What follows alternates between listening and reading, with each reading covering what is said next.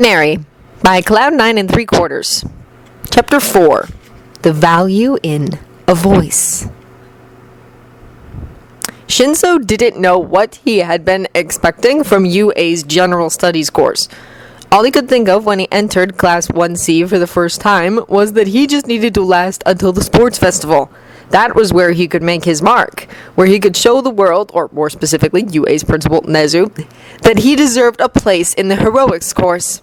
He just had to plow forwards, focus on his studies, and everything would be okay.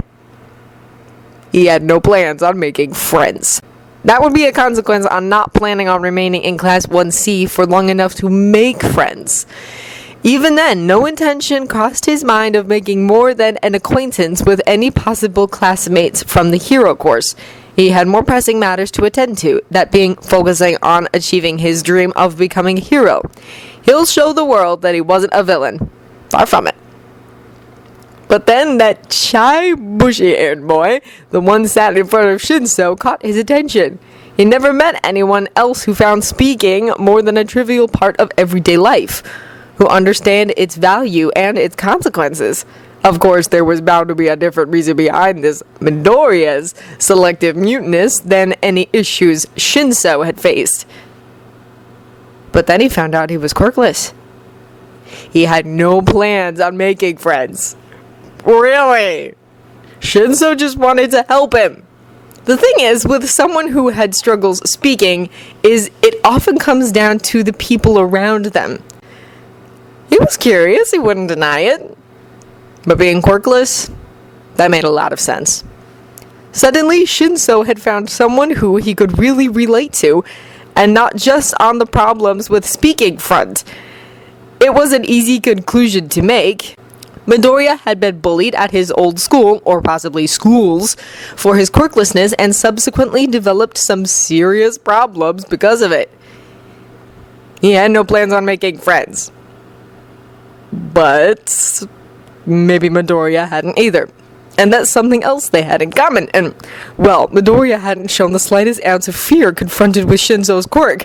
That might have been because Midoriya didn't speak and therefore wasn't easily mind-controlled. He was the first person he'd ever met who learned about his quirk and didn't immediately link it with that of a villain. In fact, he said he could be a hero.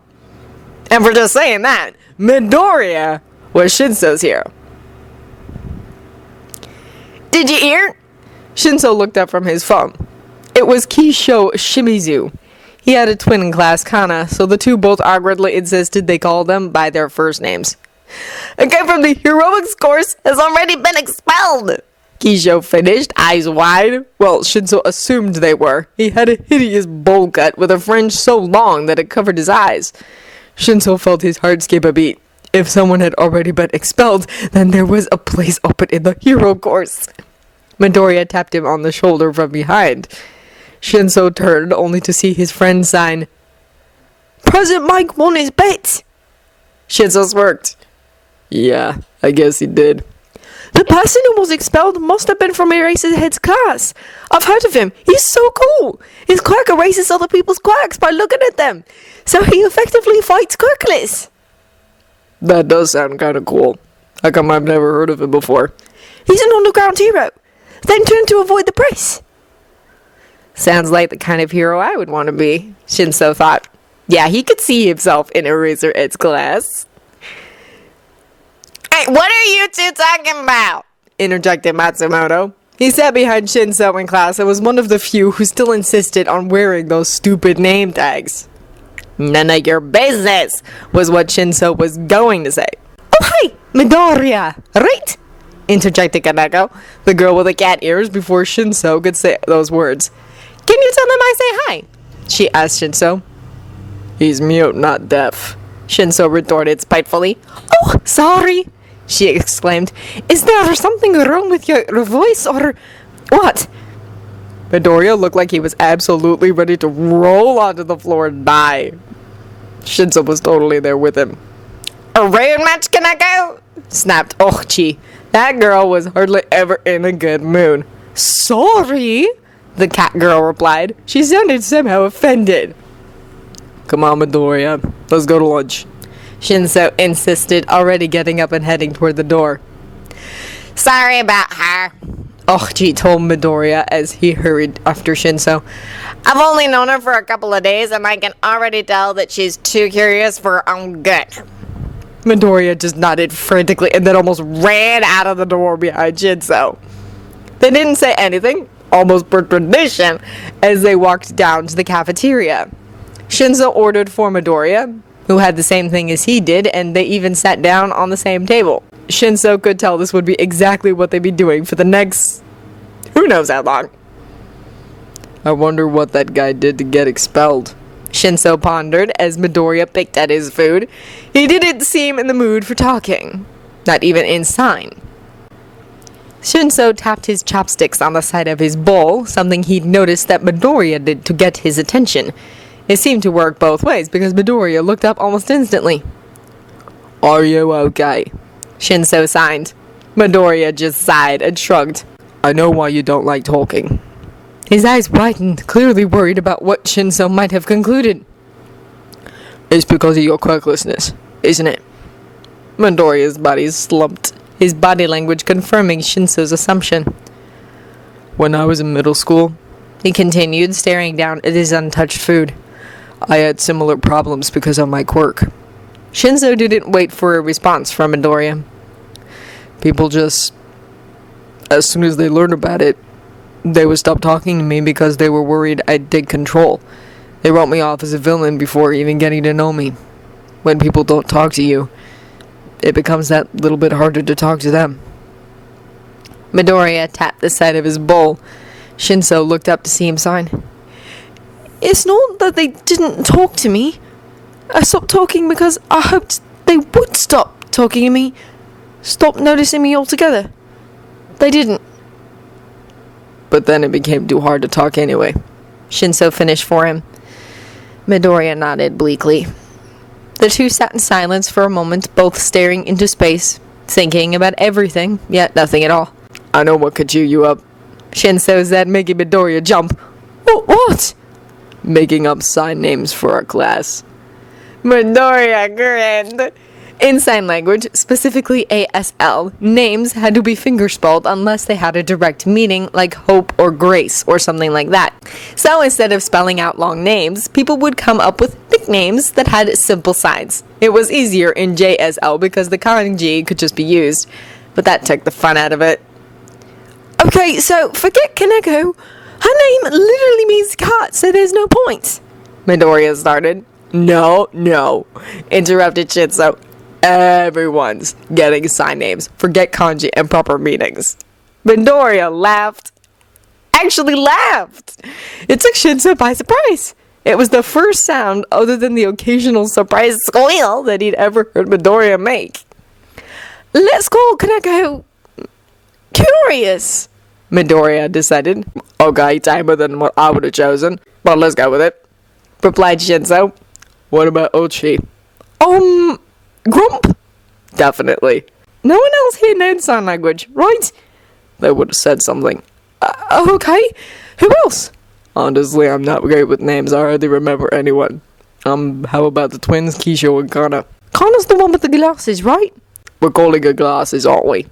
Midoriya shrugged, still smiling broadly. And the brother can be fringe. He laughed again. Fringe? However you saying is terrible. What about the person who sits behind you in class? Matsumoto, Shinso told him. I can be Donkey. The laughter returned. What? Don't you think he looks a bit like Donkey Kong? No! They carried on like this for the rest of lunch, both barely eating anything, but neither of them seemed to mind. It had been a long time since Shinso really had this much fun with a friend, and it wasn't hard to conclude that Midoriya thought the same way. What they were doing wasn't particularly interesting. It was just normal. Something that perhaps normal friends would get up to, laughing over stupid little things and making inside jokes that no one else would understand. But it wasn't normal for the two of them. They never really had the chance to do something like this before. As lunchtime came to an end and the two of them tidied away their trays and remaining food, Shinso could still see that beaming smile across Midoriya's face. Lots of rude questions and intrusive classmates left behind them. Unfortunately, that euphoria couldn't last forever. That afternoon, Class 1C joined up with Class 1D for a joint sports lesson. President Mike and whoever the home read teacher for 1D was, Shinso didn't pay attention enough to care, had decided that they should do a team building exercise so they could all get to know each other a little more, and that was why they were ushered into one of the school's massive gyms, or just huge halls that the newbie heroes would fight in, to play Team C versus Team D dodgeball. The rules are simple! President Mike cried over the way too excited grind of general study students. Get in anywhere on the body and you're out! Unless it's the end, because that's cruel. If you catch a ball, someone of your choice can rejoin the game. Oh, and no crossing the line onto the other team's side. We're starting with your backs against the wall. Run to the middle, grab your ammo, and... What about Quirkless? Called out Kaneko. For this first round, we'll say yes to Quirks, as long as it's not going to seriously hurt anyone. We'll see how it goes in ban Quirks next round if it all goes wrong. Okay! You have 10 minutes or so to talk as a team, and then we'll begin! Okay, guys, started Oshi, who was clearly aiming for the class representative position they would be choosing in a few days' time. Let's talk quirks. Anyone got anything useful for this? Shinso could feel Midoriya freaking out beside him. Shinso wasn't faring so well either. He hadn't told anyone about his quirk. He didn't want to make a bad impression, but did it really matter? He had Midoriya, and it was clear he wasn't about to be driven away. My quirk's absolutely useless, laughed Goro Tachibana. All I can do is turn things orange for, like, a day. A day? Repeated someone else. Oh yeah, once at my old school, my friends dared me to turn the whiteboard orange, and then the ink in our teacher's pens, so nothing would show up. I know it sounds kind of lame, but it was really funny at the time. He can turn himself orange, Midoriya wondered. He often used sign language as he thought. He would mouth words too occasionally. Midoriya asks if you can turn yourself orange, Shinso told him. Midoriya instantly blushed, clearly not expecting Shinso to repeat his thoughts. Yeah, if I want. I have more control over that. I can turn it on or off whenever I please, Tachibana explained. Why doesn't he turn all sides of the pitch orange and then himself so he blends in? Shinso repeated the plan out loud. The class was more than impressed. They ended up going around the class talking about quirks and asking Midoriya to come up with strategies around them. He made rather mundane quirks into a serious advantage. Shinso was shocked. But then he remembered Midoriya was the one with 91% in the exam. He really was a genius. Both Shinso and Midoriya were very relieved, however, when the other team complained that they were taking too long to strategize and the teachers announced that the game had to start or they'd never have sufficient time to play enough rounds. So 3, 2, 1, begin! President Mike cried and both teams charged toward the middle of the pitch. Midoriya wasn't so keen and hung back whilst the rest of them dove right in. Shinso did begin like the rest of them, but quickly hurried back to Midoriya as Tachibana turned the ground orange. Are you alright? He questioned, picking up a spare ball that had rolled towards him.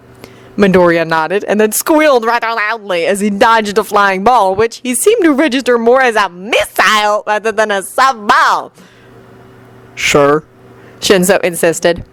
He nodded back, dodging another projectile. The other team considered them good targets, considering they were standing still and hanging back. Midoriya, however, seemed to be exceptional at dodging. Shinso wasn't sure if this was a good or bad thing. He also wasn't sure what to think about how muscular his friend seemed. He looked so small and weak in his uniform. But his UA regulation PE kit showed otherwise. And Midoriya didn't seem like the kind to work out for fun or go for runs or something. Team C won the first round of dodgeball and the second. Shinso got hit in the head twice, but neither him nor Midoriya were hit out. The third round was more interesting. Team D quickly realized Tachibana's orange tactic and got him out as soon as possible. Kana and Kisho, who both had weak water manipulation quirks, were banned from using them after the opposing team had a heated argument against them and Oshi about pouring water on the balls so they could make their throws more accurate. Oshi was hit out moments later, quickly followed by the twins, who now shouted very loudly at their remaining classmates. Shinso stayed by Midoriya for most of the round. Midoriya had yet to throw a single ball and continued to dodge them expertly, whilst Shinso tried his hand at catching, mainly so he could let Oshi back in so she would stop shouting at them. In the end, Midoriya was the only one left, and as it turns out, throwing was not one of his strong points, and neither was catching. However, it was increasingly hilarious how worked up the last two members of Class 1D were getting. No matter how hard they tried, they could not hit Midoriya. It wasn't very helpful that one of them managed to catch one of Midoriya's throws, and they choose to let back in one of their team members who must have had some kind of accuracy or levitation quirk, because the dodgeball seemed to change direction mid-air to zoom toward Midoriya. "On my mark!" announced the Team D player with the accuracy quirk. His other two teammates stood poised next to him, dodgeballs in hand, ready to throw. 3, 2, 1, now! Shinso winced as the three projectiles were aimed perfectly at Midoriya. He had no way to escape. Well, that's what everyone had thought. Until Midoriya leapt at an exceptional height over the balls, did a front flip, and landed perfectly. Okay, now the fitness is even more questionable. What was that? It was Present Mike who yelled that. He'd been commentating the entire time. The other team players were so stunned that the next throw was poor enough for even Midoriya to catch it. And he catches it! Present Mike exclaimed. Donkey! Sighed Midoriya to Shinso. They forgot Present Mike knew sign. Both were very thankful that he masked his laughter with coughing when Shinso told Matsumoto to rejoin the team. It wasn't long after that the last three members of Class 1D were hit out by Matsumoto, so 1C reigned victorious and undefeated. "That was amazing, Midoriya!" exclaimed Kaneko as the class surrounded him after PE, when they'd all gotten changed and gathered in their homeroom class to collect their things at the end of the day. "Who knew you were so, athletic?" "Your strategies were really good," Ashi admitted. "Better than anything I could come up with." "Yeah, thanks for helping me with my quirk," Tachibana added. "I've never thought of using it for camouflage." Midoriya seemed rather overwhelmed, but he wasn't freaking out as much as usual. They showered him with praise, not asking too many questions, so Shinso didn't have to act as a translator that many times. But before the clock quite reached the end of the day, the one question he had been so worried about was finally uttered. "We never got to ask," said Ochi. "What's your quirk, Midoriya? It's like intelligence or agility, isn't it?" supposed Kana. Midoriya looked to Shinso in fear, but Shinso never had to make that horrible decision to let his only friend out on his biggest secret. "What are you all still doing here?" exclaimed Present Mike as he dramatically burst through the door. "I thought you lab would hurry up home as soon as humanly possible," he said, hurrying over to his desk to pick up a pile of paperwork. "We were just talking, sir," explained Oshi. Present Mike's gaze rested on Midoriya. "Ah, yeah! You were pretty awesome today, favorite student," he said without shame. "You don't need a quirk to do stuff like that, Well, see you all tomorrow." He left as quickly as he had arrived, leaving a silence behind him. Shinso glanced back at Midoriya. He was shaking. "Wait, you're not Quirkless, are you?" someone guessed. Midoriya looked down at his bright red shoes in humiliation. "Holy shoot! You're awesome!" scoffed Watanabe, who sat next to Midoriya in class. Midoriya actually jumped in surprise, looking up at him. He was rather tall, with wide eyes. "Yeah, Present Mike's right. You don't need a quirk to do all that cool stuff. I've got a quirk and I can't do half of what you do," added Tachibana. "Midoriya is the one with 91% in the entrance exam," Shinso told them, resting a hand on Midoriya's shoulder. "I knew it!" sighed Ochi. "I only got 73%. I bet you got all those marks in the quirklessness question. Huh. And plenty of other stuff besides, Shinso insisted with a menacing glare. Yeah, whatever, she said with a wave of her hand. Anyway, see y'all tomorrow. I'm gonna miss my train if I'm late again. Not a single person uttered a word against Midoriya's quirklessness. Shinso's gaze scared off anyone who tried, specifically Kaneko. Midoriya didn't sign a word, but Shinso didn't need that to tell that he was grateful. They walked together out of school. Shinso could see a soft smile forming on Midoriya's face. Well, see you tomorrow, Shinso said as they were about to part ways. Don't worry about them knowing about your quirklessness. I promise they won't say anything untoward about it. Midoriya hesitated before nodding. Satisfied, Shinso turned and to walk away. But just before he could get any further, Midoriya reached out and grasped his shoulder.